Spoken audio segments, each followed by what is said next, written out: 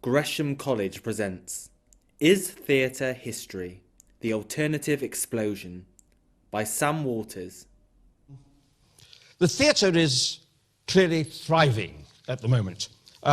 In last Monday's Evening Standard, there was a piece that said National's record 80 million year of hits. The National Theatre made a record 80 million last year, more than double its income a decade ago.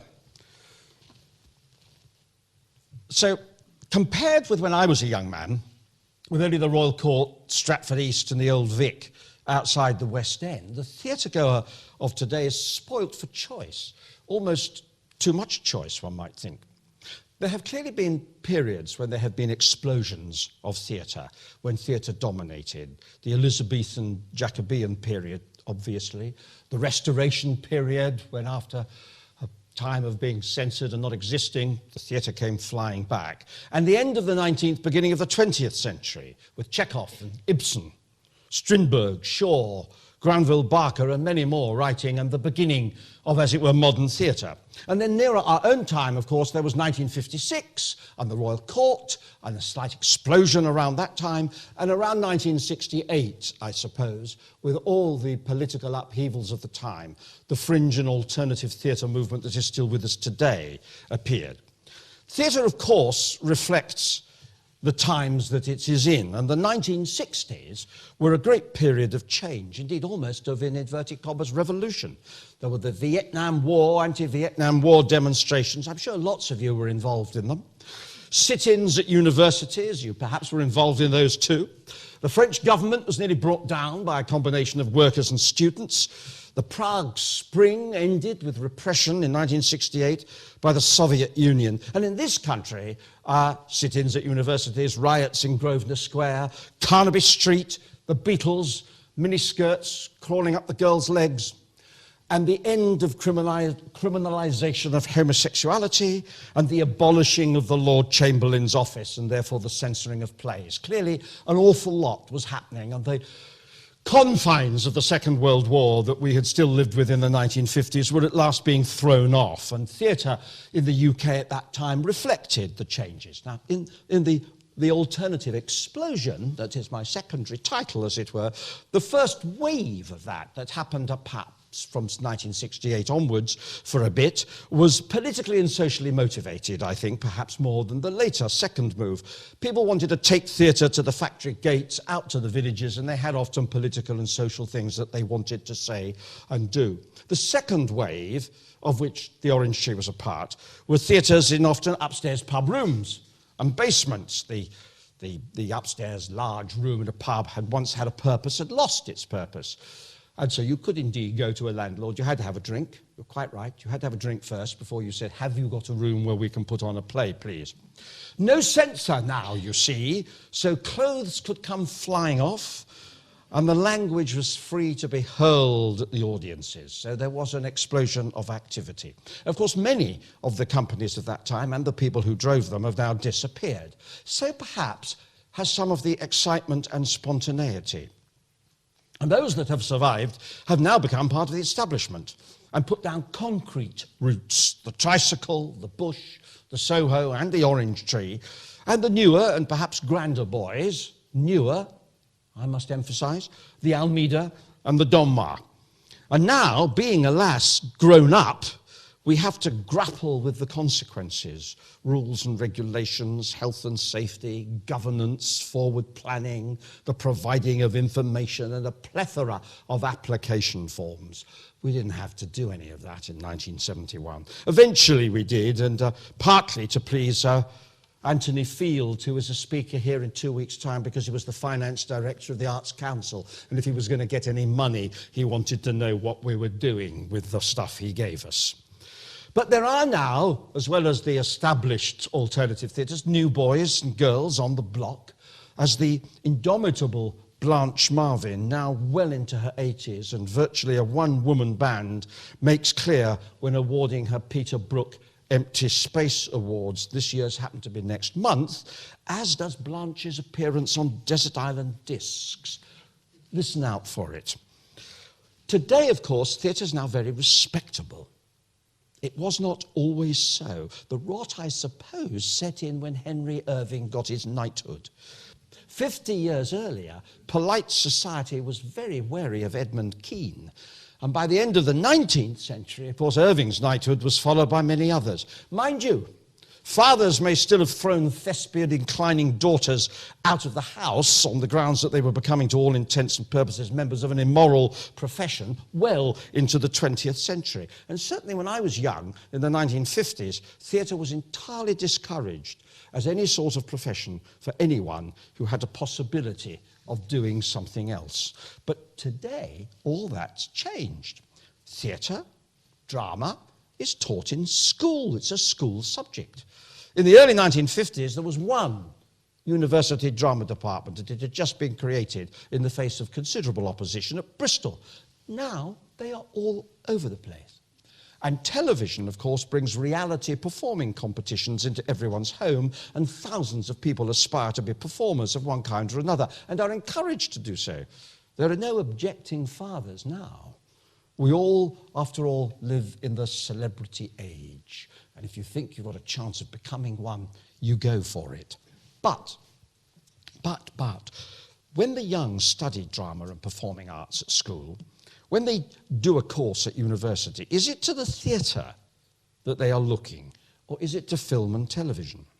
And now, indeed, to other digital forms of communication. Do the young, who on the face of it seem to have theatre, drama and performing arts as part of their lives, take an interest in the theatre? Some questions. If drama theatre is a school subject, is it something that you go out and do for fun on a Friday night? When my wife, Oriel Smith, was directing a production at the Stephen Joseph Theatre in Scarborough, which is a two-auditorium in a converted cinema, I was standing waiting for her one lunchtime when two young girls came in and went up to the box office and said, "Is there a film on tonight?" Now, the two theatres, the theatre in the round, the big one, do plays only, but the McCarthy Theatre, the small one, is a little this sort of size, and sometimes it operates as a cinema. So it was a legitimate question, is there a film on? No, there wasn't, said the box office person.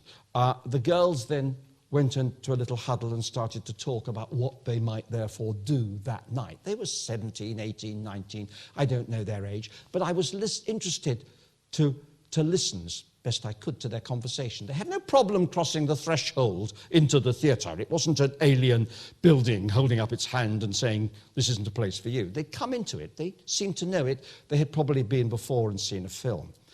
The two plays that were on that night, because there were plays in both the theatres, were perfectly suitable for them, would have provided them with an absolutely acceptable form of entertainment for the evening, but not for 1 minute did they ask, nor did the box office, I have to say, try and tell them. Not for 1 minute did they check what was on if there wasn't a film. It simply wasn't on their agenda. So are theatres right to be worried when they observe that their audiences are perhaps tending towards the elderly? Does studying drama really mean studying film? And also, has the new digital media with YouTube, Facebook, texting, tweeting, turned almost everyone into show-offs who want to parade themselves in public? Have we turned everyone into potential performers and lost an audience? Are people going to want to sit still and quiet and attentive in the theatre and become the audiences of tomorrow? Or is the theatre, despite the appearances in the National Theatre's soaring profits, in fact yesterday's art form? Is theatre as we knew it already history? So once upon a time, if you wanted to tell a story or to have a story told to you, theatre plays were the only way it could happen. There were no papers, there were no magazines, there were no novels. So Shakespeare and his contemporaries had it their own way. A writer wrote plays. Perhaps some wrote epic poems, but the plays were the thing. And that continued. Until we get to the 19th century, that became the century of the novel. So writers turned often to the novel, and the quality of plays, as we noticed, diminished. But star actors, Kean, Macready, Irving, they still dominated. Then, at the end of the 19th century, as I have already implied, from roughly 1890 to the First World War, there was a hugely fertile time for the theatre. This was partly because, as with other flourishing periods, it was a time of political and social change. In this country, the Irish question, the foundation of the Labour Party, the campaign for votes for women, and then there was revolution in Russia and the First World War. It was a time when underneath the surface of the lives that we were all leading, there was change bubbling away. No wonder it produced Grove's great playwrights and many others who we take a pleasure in trying to unearth occasionally, who were writing about the changes that they felt were coming in society. And not only were they great playwrights, but they were great directors too, especially Stanislavski in Russia, whose basic ideas about what acting is and how to do it still hold sway today. But at the very time when modern theatre was being born, ironically, at exactly the same time, film was being discovered. And in our context, the 20th century became, in fact, the century of first film, and then, roughly halfway through, television. Stories could now be told and acted in new ways. For the first time, the supremacy of the theatre was going to be really challenged. Now, with the 21st century and the plethora of television channels, DVDs, computers, and even phones on which you can be entertained, and with the ever-expanding world of the new digital media, the threat continues. So although the theatre may have lost its dominance in the 20th century, it would seem that it has still managed to survive. But will it survive into the future? My contention is that it may survive, but only if it utilizes and exploits what makes it different and unique. It must not, in my opinion, try to rival or emulate what its competitors do, but rather retrench and concentrate on what makes it different and special. And if it does that, it may find that the brave new world into which we have entered will, surprisingly, give the theatre a new lease of life. But we do have to be aware that the young of today, theatre can to them seem like yesterday's news. The Greeks did it, for heaven's sake, rather well. Shakespeare did it better than anyone has ever done it since. And his contemporaries were pretty good too. Who wants to be interested in something that was done best 400 years ago? Granny may have liked Noel Coward, and the parents may witter on about Look Back in Anger and Waiting for Godot. But what has that got to do with my life, the young may say. We have our own stuff, and it's on film. And we can download almost anything we want. And we can eat and drink while we watch. And we can stop it and take a break. And we don't have to go out to some special stuffy place and sit with a lot of strangers. We can watch the stuff at home or go round to our mates. And we can carry on receiving texts or even making phone calls if we want. And film is real. Now, a few years ago, I was in the hairdressers. That's not something I do very often. I'm delighted to say I have a stage manager at the Orange Tree, and I bought one of those sort of clippers, and I get my hair cut by her. It's part of the job. I claim that what I'm doing is extending their horizons so that when the theatre does collapse, if it does, they can do something else. Now, this is a piece that I found in an Esquire magazine sitting in the hairdressers. It was some years ago. It has a reference that is a little to Hollywood actresses coming over here and taking their clothes off, which clearly refers to a particular performance or two in the past. But I asked the man who ran the hairdressing shop if I could have the magazine, and he said yes.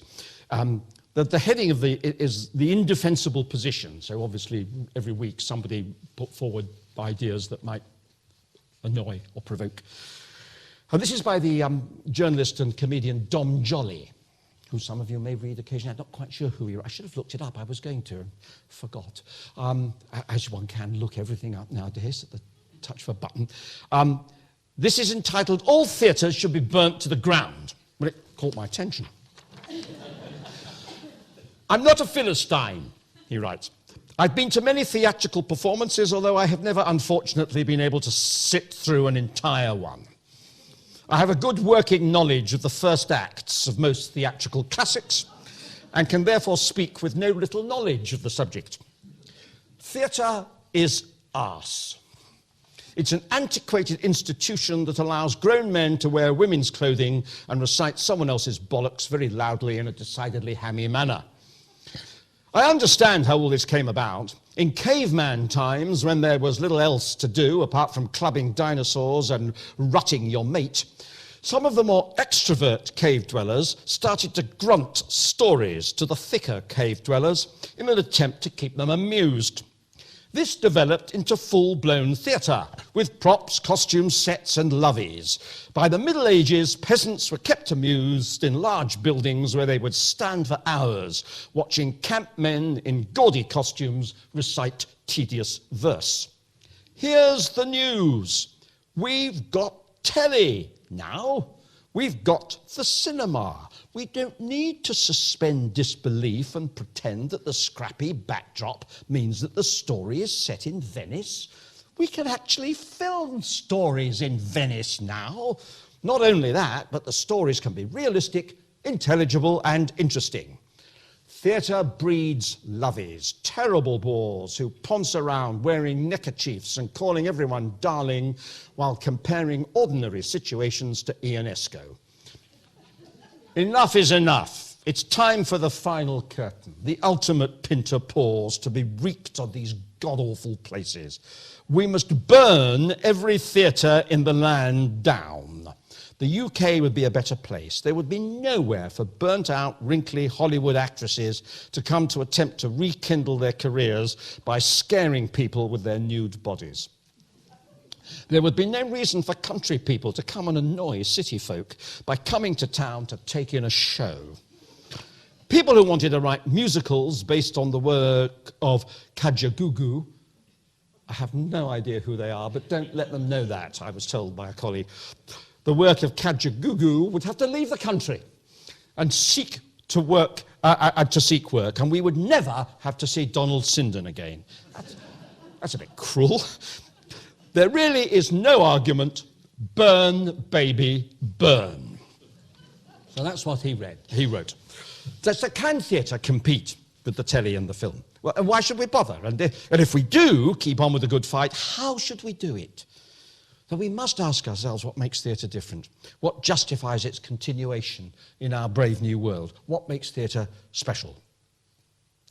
The main answer to that, and far and away for me the most important one, is that theatre is a shared experience. It's not for nothing there's a company called that. Nowadays, you see, we can shop online, and how I disapprove of the emails I get from Waitrose offering me rewards to induce me to buy online. What are they doing? Instead of going to their shop and keeping the town centre alive and giving employment to the cashiers and the shelf fillers, they want me to buy online so it can go from a warehouse into a lorry to my house. We can even get our money out of the bank without going into it. When my young daughter, who's now not so young, was starting to earn her living as a ballet dancer, she had a bank account and a salary going into it.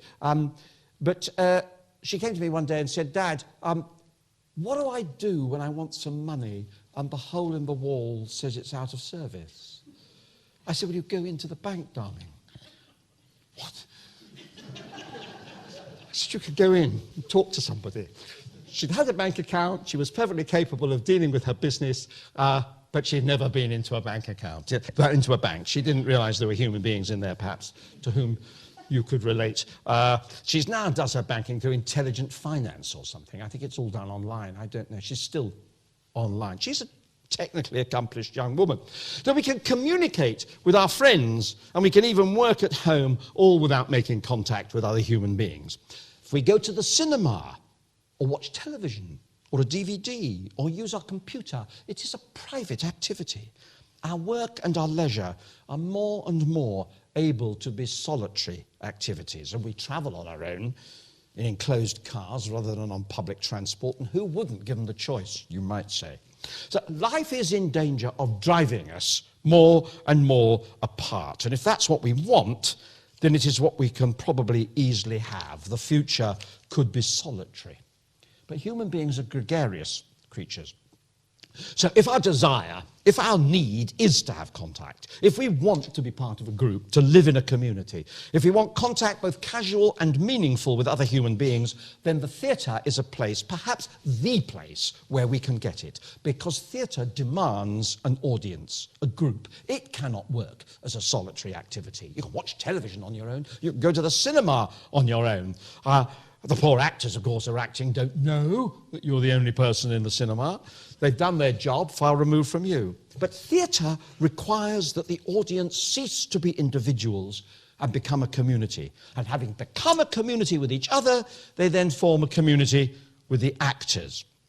This, of course, is best achieved in a theatre in the round, which is what the one I run, in fact, is. The Orange Tree Theatre, in it, the audience surrounds the action. They see the play against a backcloth of fellow members of the audience. Everyone is forced, whether they like it or not, into a relationship with other people, with each other.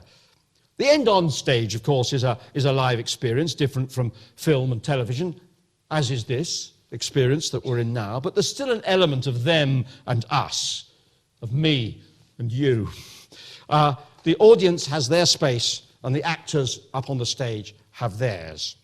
And so it does at any thrust stage. That is the case. But with a real theatre in the round, the whole dynamic of the experience is changed, and something is created that is entirely different from the end-on film and the television and the computer experience that is so much now part of our lives. And at this point, if I were able and had the courage, and I'm not able, so I don't need the courage this time, I would get down off the stage and make you all move your seats. And I would take up a place in the middle and make you all sit round me, just to make concrete the extraordinary difference in that experience from the end-on experience. And in that experience, of course, the audience is also required to behave differently. With film and television, the director's control is considerable. He or she decides what you are to look at and for how long. The camera cuts from person to person or place to place to direct your attention where the director wants it, or simply to keep your attention alert. And even on a conventional stage, I can place the actors in such a way as I am directing you where to look. But in the round, the power is yours. As the play is being seen from all four sides, there's no upstage centre spot, there's no best place to stand, and the audience has to pay attention and decide for itself where to look. And the actors, when rehearsing the play, can allow themselves to behave as required in the scene, as required by what is going on between the characters, instead of merely pretending to do that, while in fact making sure that they are clearly seen from the one side that counts. Theatre in the round demands real audience involvement. And if involving theatre in the round is the best form of theatre to face the future, why, somebody might be storing up a question, are there so few of them, I hear you cry? Well, as the end of the Victorian era was leading to the beginnings of modern theatre, it was also saw the establishment of things like the fire brigade and electric light. Now, with electricity replacing the flickering gas lights and the introduction of some kind of safety precautions, good old theatre fires diminished. And we found ourselves lumbered with the architecture of a particular period, both in terms of the buildings and in terms of the social divisions of the time. So the theatre we all first hear about is the dear old proscenium arch, and we experience it perhaps first as children in the form of that Pollock's toy theatre that you may have been given to play with. And our first visit to the theatre may be to a pantomime in the local rep, in a cross-arch theatre. We've all been indoctrinated to accept that the cross-arch is what a proper theatre really is. Then, having preserved the buildings from destruction, the powers that be have slapped preservation orders on them. So Shaftesbury Avenue and Broadway and all our great regional cities, and pretty well everywhere else where there were theatres, find that they have streets full of one particular specific historical form of theatre. And then when new theatres are built, we want the productions to be able to transfer to these old spaces, and we also are too timid to create exciting new spaces for the theatre to face the future with. So now, you see, I have to turn to form an alliance with old Dom Jolly and say what we need is a good old bonfire. Until we have one, theatres in the round, I suspect, will, alas, remain a minority form. And I don't mind that, really, because it helps to give me an identity. But because there are so few of them, I think we're all the worse for it. So theatre must acknowledge and be positive about being what it is. It's a place where the audience need to be involved and committed and respectful of fellow audience members and of the actors, creating a shared experience. It's also a place where ideas can be shared, where people can be provoked and outraged as well as stimulated and entertained. It's not by chance that one of the first places that repressive regimes clamp down on is theatre. For in this gathering place, playwrights and their actors can encourage their audiences to think and then to act. And how apt it was that the Velvet Revolution in Prague in 1989 should have taken place so largely in theatres and been led by a playwright, Václav Havel. The theatre can survive if it's true to itself, and then it need not be consigned to the history books.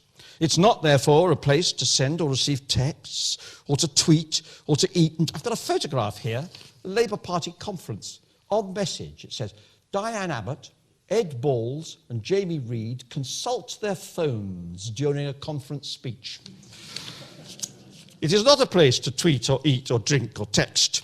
And if mobile phones go off, let the play stop and the offender be ejected before the action continues, is my policy. There's a bonus it hasn't been claimed yet, there's a bonus waiting for the first actor at the Orange Tree who leads the company off stage and insists that the mobile phone owner is removed from the building.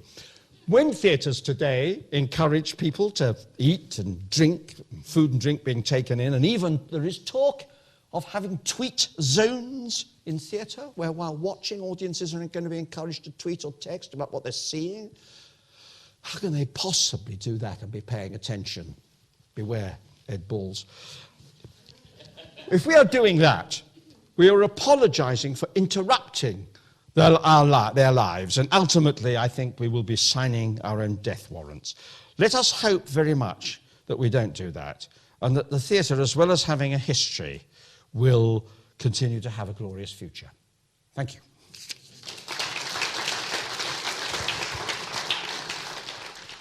For all information, please visit www.gresham.ac.uk.